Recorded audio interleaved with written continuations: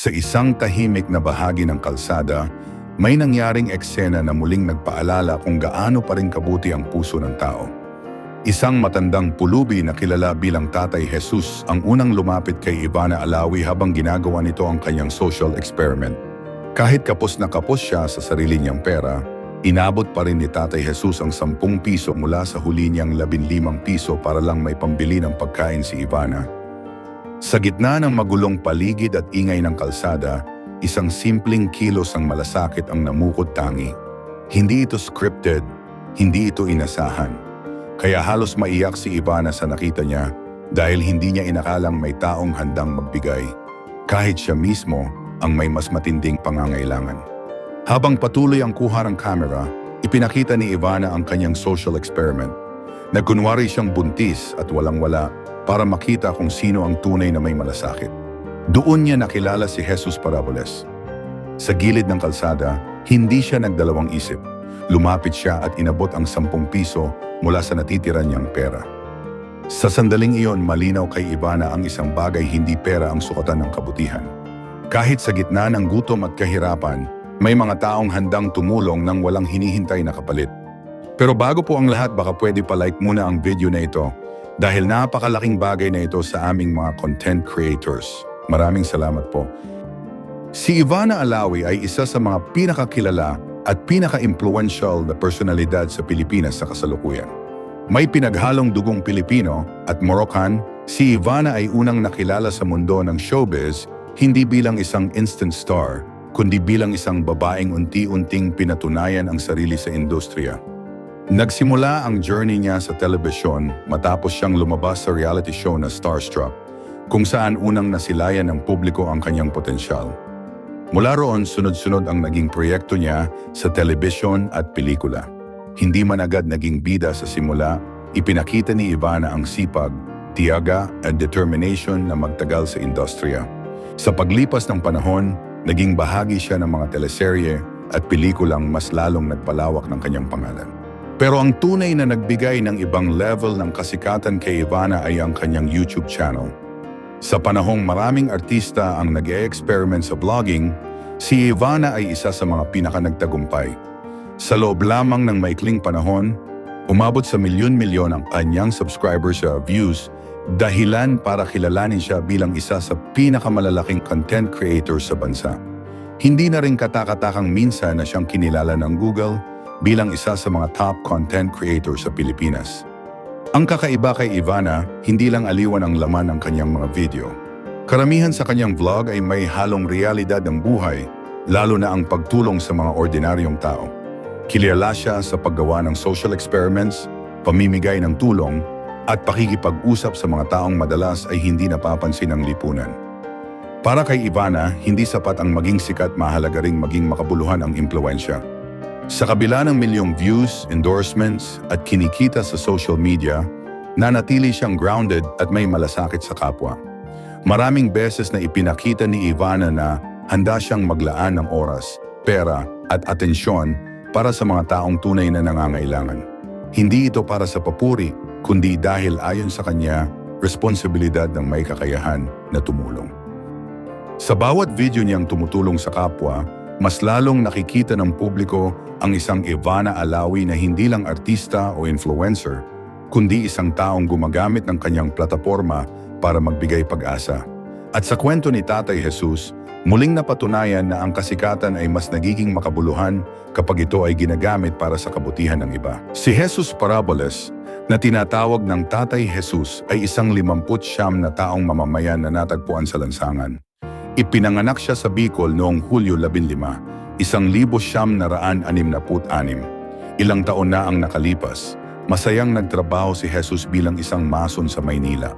Subalit isang gabi, isang banda ng magnanakaw ang pumasok sa lugar na pinagtatrabahuhan niya.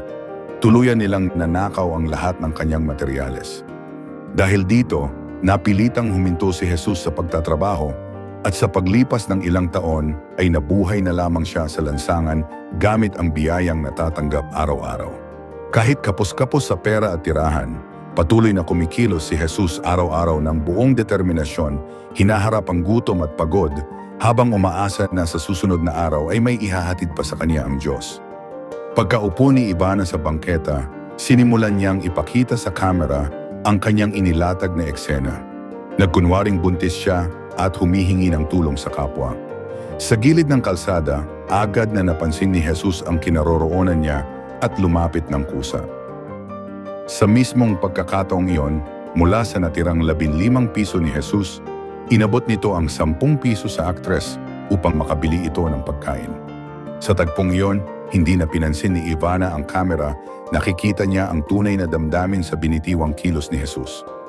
Hindi man ito iniutos ni Ivana, kusang loob na niyang ginawang tagapagdala ng pag-asa si Jesus. Sinabihan pa ni Jesus si Ivana na kainin muna ang pagkain at humingi ng dagdag na sabaw kung gusto. Nang inalok naman siya ni Ivana na sumama at kumain ng sabay, mahinang tumanggi si Jesus at paliwanag na mas pipiliin niyang maglakad ng mag-isa.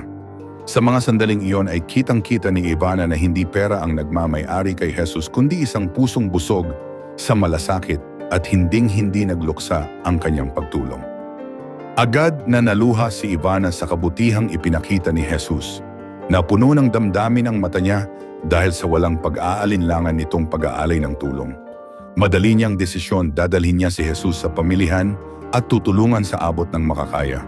Binigyan niya ng pagkain, damit at iba pang pangunahing pangangailangan ang matanda. Isang tunay na biyaya sa puso ni Jesus.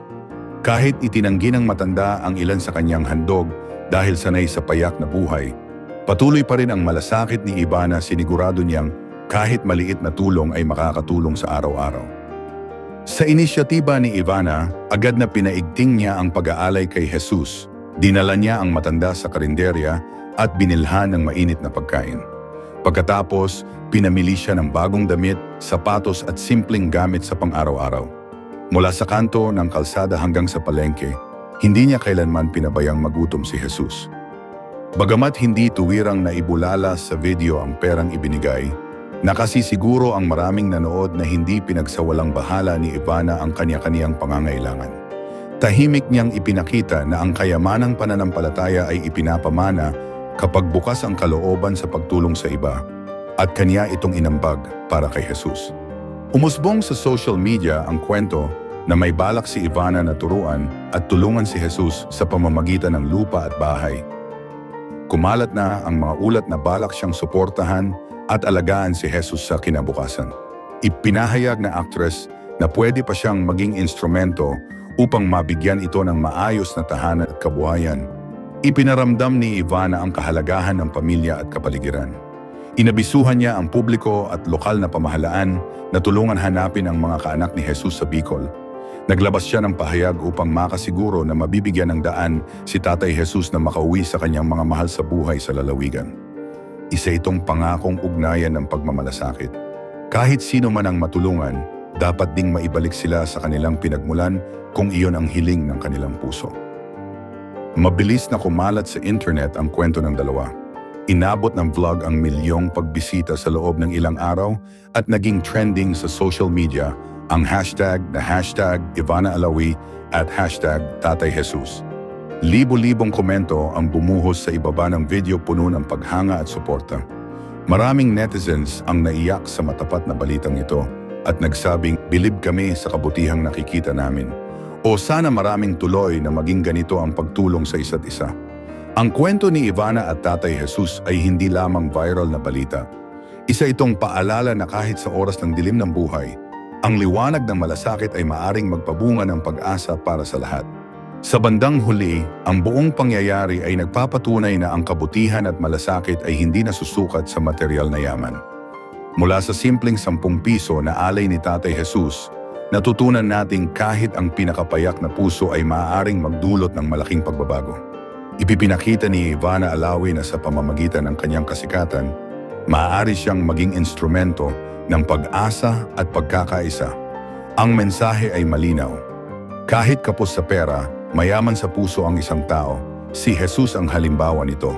Sa dulo, lagi nating alalahanin na ang tunay na kayamanan ay ang pagdamayan at pagmamahalan sa isa't isa, sapagkat sa maliit na kabutihang ito, nagmumula ang pinakamalalim na pag-asa.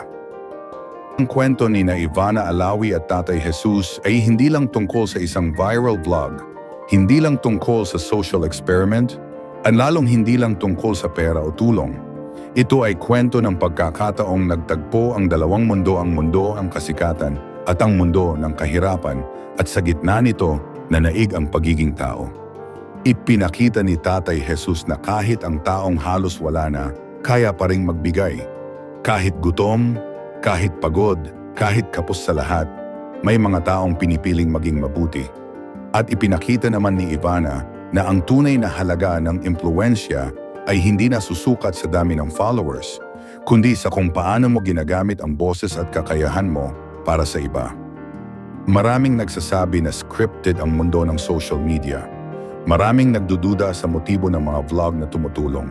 Pero sa kwentong ito, malinaw ang isang bagay: hindi scripted ang puso ng isang taong handang magbigay ng huli niyang pera para sa kapwa. At hindi rin peke ang emosyon ng isang taong naantig at kumilos para baguhin ang buhay ng iba. Ang aral ng kwentong ito ay simple pero mabigat. Hindi mo kailangang maging mayaman para maging mabuti. At kung ikaw ay may kakayahan, may pera, o may impluwensya, may responsibilidad kang tumulong. Sa panahon ngayon na mabilis ang pag-scroll at madaling makalimot, naway magsilbi ang kwento ni Ivana at Tatay Jesus bilang paalala na may kabutihan pa rin sa mundo. Na sa gitna ng ingay ng social media, may mga tahimik na kwento ng malasakit na dapat pakinggan. At kung sakaling dumaan ka sa isang taong nangangailangan, tandaan mo ang kwentong ito. Baka ikaw na ang susunod na maging tulay ng pag-asa. Hindi kailangang malaki ang ibigay. Minsan, sapat na ang pagtingin, pakikinig at malasakit. Kung nagustuhan mo ang kwentong ito, huwag kalimutang i-like, i-share, and mag-subscribe. Hindi para sa channel lang, kundi para mas marami pang kwento ng kabutihan ang makarating sa mas maraming tao.